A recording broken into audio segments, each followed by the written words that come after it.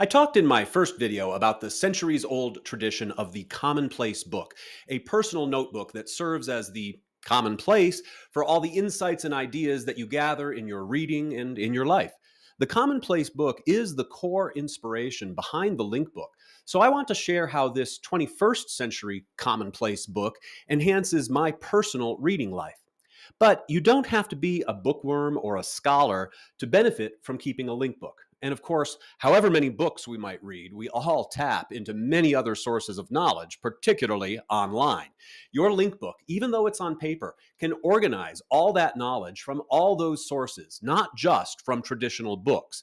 And in a future video, I'll share some special techniques you can use to create links from your paper link book out to any resource on the internet. But for starters, let's look at how I use my link book as a reader, as a student. If you're a book reader, I bet you already keep a list of the books that you've read. So in your link book, you probably want an element for books. Once we have a number for a book element, we can easily tag each book that we read and then pull them up by that number in the Linkbooks app. So let's go ahead and write an element for book, number 7 here. And now let's link that up to the books that we wrote down in the last video. Now, remember, link book numbers don't mean anything. There's no special number that means book. In this demo, the book element is number 7. In my personal link book, I didn't get around to making a book element until number 88. So if you decide to add a book element to your link book, the specific number will be as unique and as personal as everything else that you're going to write. Anyway, now that I have my book element, I can write down the title of a recent read. This one right here, from the Mixed Up Files of Mrs. Basil E. Frankweiler by E.L. Konigsberg. And now I link that up to number 7 because number 7 in this link book means book. And now number 8 means this book, so I can copy down some passages and link them right up. This has become a little post-reading ritual for me.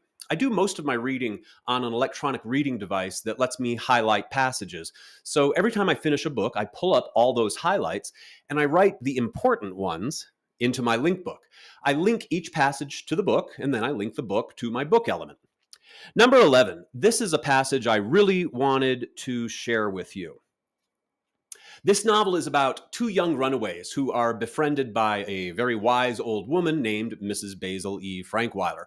After many adventures, one of the young protagonists very sagely proposes that a person should strive to learn one new thing every day, which sounds rather worthy. But Mrs. Frankweiler says, "No, I don't agree with that. I think you should learn, of course, and some days you must learn a great deal.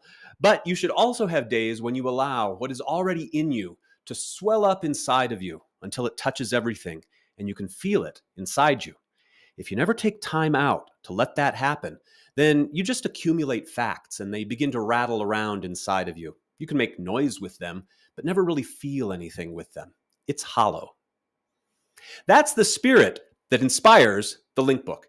It's a way to allow what is already in you to swell up until it touches everything. You know, I still remember the first time I read this book almost 50 years ago in my 3rd grade classroom, which reminds me of something that C.S. Lewis once wrote, though of course I didn't read this until much later. He wrote, "No book is really worth reading at the age of 10, which is not equally and far more worth reading at the age of 50. I wish I knew what 8-year-old me would have written in a link book after reading about Claudia and Jamie for the first time.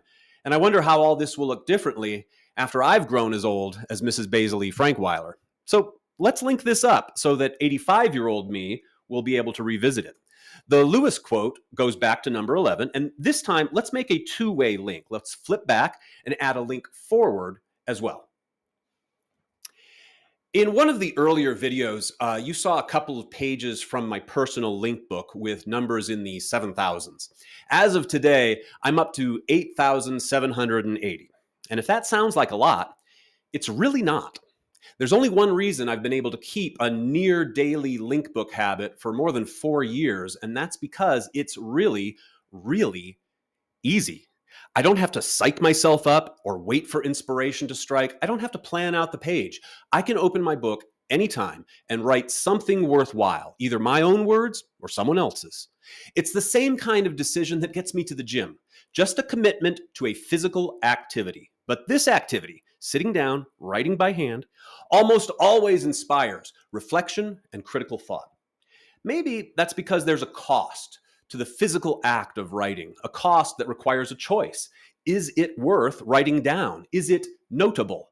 That's a choice you don't have to make in the computer world because saving data is so cheap and efficient. And a lot of note-taking tech optimizes for efficiency. How can you capture more and more data with less and less effort? The Linkbook wholly disavows that impulse for efficiency. The Linkbook is slow on purpose. Every touch of pencil to paper ties your thinking process to a physical activity, giving your thoughts the time they need to swell up inside you, as Mrs. Frankweiler says, until they touch everything else. But whether reading is a big part of your life or not, I think this same slow, deliberate practice can be very fertile in every single area of life. So in the next video, I'll share some of the ways I use my Linkbook as a personal diary. And I hope you'll start to see how writing and linking can uncover meaning, not just in the stories you might read, but in all the stories you're living right now.